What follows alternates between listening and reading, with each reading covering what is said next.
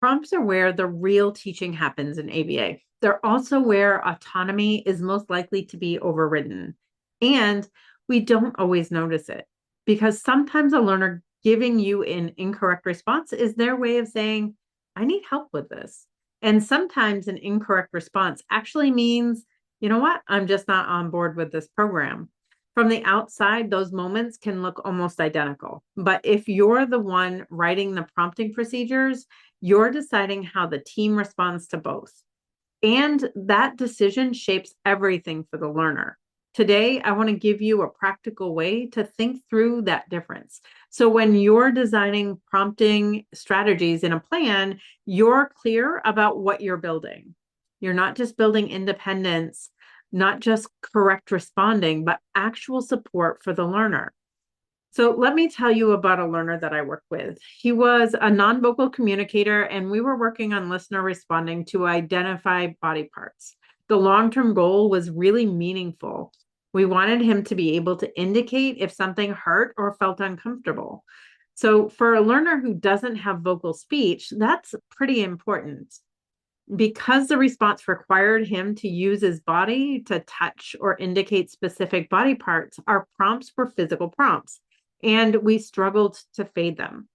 Every time we reduced the prompt level, incorrect responding came right back. So we'd increase that prompt again. The hierarchy was doing exactly what it was designed to do. And technically, the program was working, except he wasn't mastering it.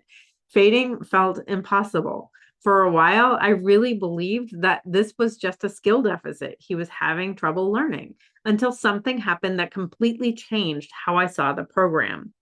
So one day, his mom, without even looking toward the table, she just casually said, Go get your plate from the table, put your trash in the trash can, and put your dishes in the sink. There were no gestures, no prompts, and he did it. This was multiple step listener responding. He needed some motor planning and task completion, and he did it just like that, like it was no big deal. And that's when it hit me. This wasn't a listener responding problem. It wasn't a problem with motor skills, and it just wasn't comprehension. It wasn't even prompt dependence. He was withdrawing assent for that specific program. It was actually too easy for him. It was repetitive and it wasn't engaging.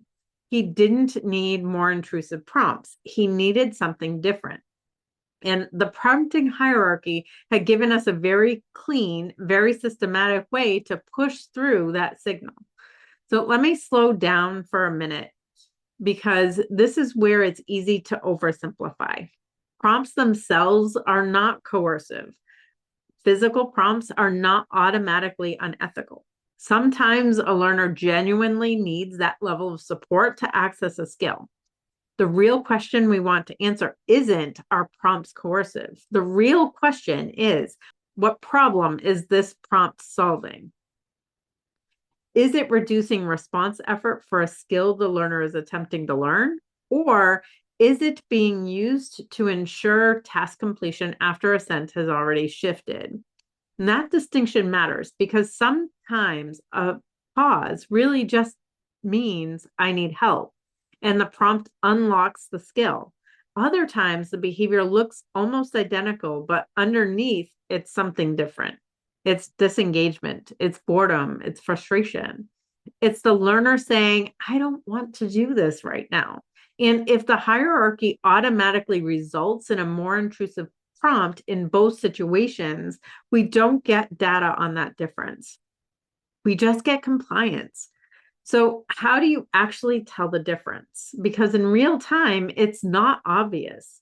Here's what I've started looking for. When a learner genuinely needs a more intrusive prompt, you usually see improvement in fluency once the prompt is delivered. The prompt reduces effort, it clarifies the expectation, and the learner moves forward with less resistance. The effect is neutral or improving. And when you fade the prompt slightly, you start to see some approximation of the skill.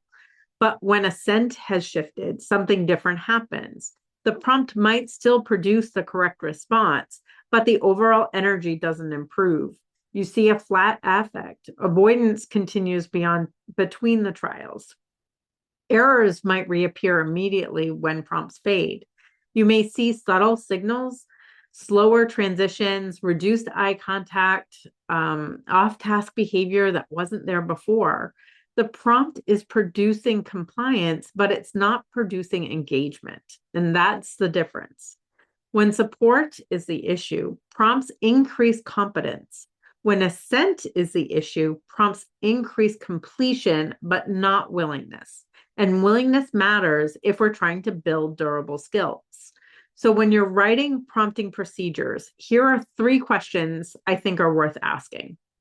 First, if the learner disengages, what are we assuming?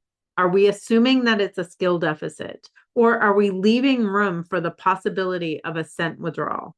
Second, does the prompting procedure allow flexibility? Can staff pause and consider what the learner is communicating? Can they modify the task? Can they change the format of the program? Or does the structure quietly communicate that moving up the prompt hierarchy is the only correct next step? And third, are we prompting to access the skill, or are we prompting to guarantee task completion? Those are not always the same thing. In the case of the learner I mentioned earlier, we changed the program. It was the same skill, identifying body parts, but we turned it into a game of Simon Says. It became silly, it became novel, it became collaborative, and suddenly prompting decreased. Engagement increased, and the skill emerged without us having to push through resistance. Nothing about the hierarchy was wrong, but the context is what was wrong. And that's the piece I think we miss sometimes. Prompting is powerful and it's necessary. It's one of the core tools we use to build independence, but it's also the place where we physically guide another person's body, where we increase intensity, where we can, if we're not careful, overlook choice. When you're the one writing the prompting procedures, you're shaping how your team interprets hesitation and incorrect responding. You're deciding whether a learner pauses before responding is something to scaffold or something to simply override. And small shifts in how we design those procedures can completely change the tone of a session, not by eliminating prompts, but by being clearer about what they're for. If these are the kinds of decisions you're wrestling with, how to stay technically sound while also honoring assent, we're having those conversations in the Master ABA Dojo.